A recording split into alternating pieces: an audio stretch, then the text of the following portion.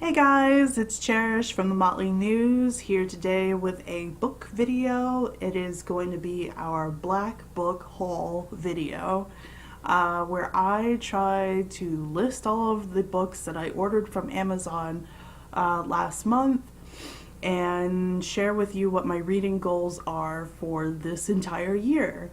I want to read about 50 novels or, nonfiction books written by black authors. I want to read 50 of them, which is kind of a low bar to set for myself, but the way my semester is working at school, teaching has become a little bit more hectic than I thought. I originally thought 100 books, but I don't think I can pull that off. We're going to see if I can do that. But first, I'm going to share with you the titles, what they're about, and hopefully, if you're interested in what I'm talking about, you can go out and get your copy of some of these books. Back to the books. We're going to start with this title, Spectacle by Pamela Newkirk. I've been wanting to read this book for, I want to say, the last year and a half, and I'm just now getting around to it, but it is The Astonishing Life of Otabinga, and this is a young man around the turn of the century who was kidnapped from the Congo, which was being colonized by the Belgians. The Belgians, sorry. He was brought to the United States to be an exhibit in the Bronx Zoo. So they were having an human exhibition with this young man amongst the animals in the monkey or great apes area. So this is an awful but interesting true story of this young man's life.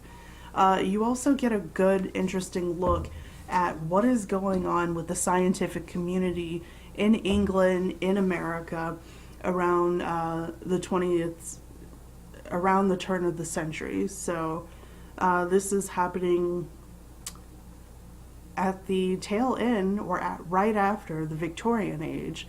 So we're making really great, interesting strides in the scientific world, but unfortunately they're coming at the cost of black people or Africans specifically. So you get a lot of weird eugenics talk about, categorizing race, evolution issues, and you find out that the ideas that Hitler had actually came from some of these people in the scientific community. So it's really disturbing. I'm 80 pages into it and it's throwing me for a loop. The next book is from Natalie Bazile, I believe that's her name, and it's Queen Sugar. You've probably already heard of this because of the television series on OWN Network. I haven't seen it yet. I heard it's really good, but first, before I start binging, I really want to read the book. It's about African American single mother unexpectedly inherits 800 acres of sugarcane land, so she and her 11-year-old daughter need to say goodbye to Los Angeles and go to Louisiana in order to learn how to raise the sugar cane and harvest it, and it's still a white man's business. So really excited about this, can't wait to get into it. The next one is LaShonda Catrice Barnett's book Jam on the Vine. This is really exciting to me because this is about a young black journalist who wants to make her way in the newspaper business by going from the South. Well, I think, escaping the Jim Crow laws of the South and going to Kansas City, Missouri. And this is around the time of the Great Migration, where blacks were escaping the South and going to the larger cities up north, Detroit, St. Louis, Chicago, etc. This is exciting to me because it's a young girl after my own heart who wants to be a writer, and that's okay with me. So I'm very pumped for this one. The The Turner House by Angela Flournoy, or Flournoy. This one looks like it's going to be really interesting too. It's got the same house in Detroit is going through generations and generations of different stories from the same family.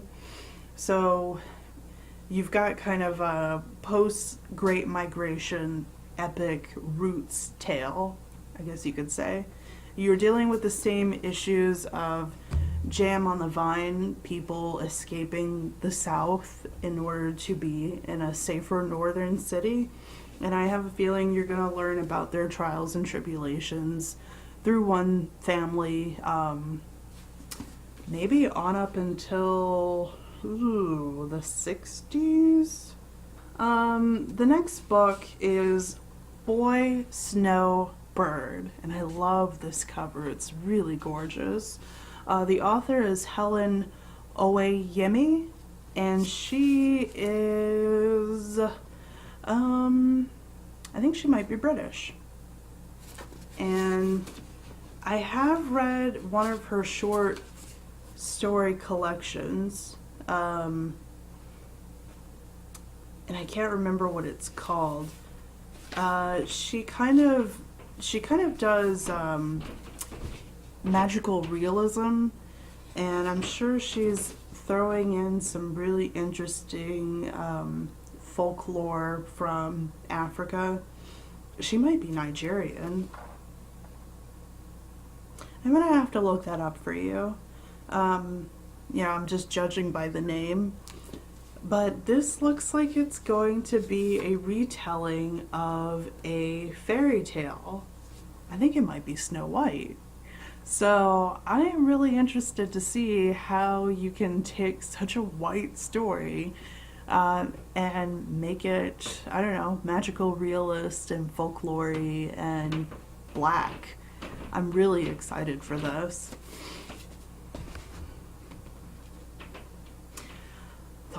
The book that I think I've said excited maybe 32 times in this video, but the book that I'm really pumped for is this one from Matt Johnson called Pym. Now, a little backstory on Pym. See, when I was in college, I had to read this terrible, terrible novel. It was the only novel that Edgar Allan Poe ever wrote, and you can imagine he wrote it for money because he did have a drinking problem. His novel was not at all anything like his short fiction, you know, The Pit and the Pendulum, The Men, The Telltale Heart, etc. It wasn't very good at all. In fact, it was a little derivative of Moby Dick, and it was extremely racist. It was called The Narrative of Arthur Gordon Pym of Nantucket, and it's about a stowaway who goes off on some crazy adventure on a ship and ends up on an island in I don't know, the South Pole, where all of these grotesque black people live. It was terrible. Matt Johnson is writing a satire of that terrible, terrible book, and it involves a recently canned professor of American literature who is obsessed with this novel, Arthur Gordon Pym of Nantucket.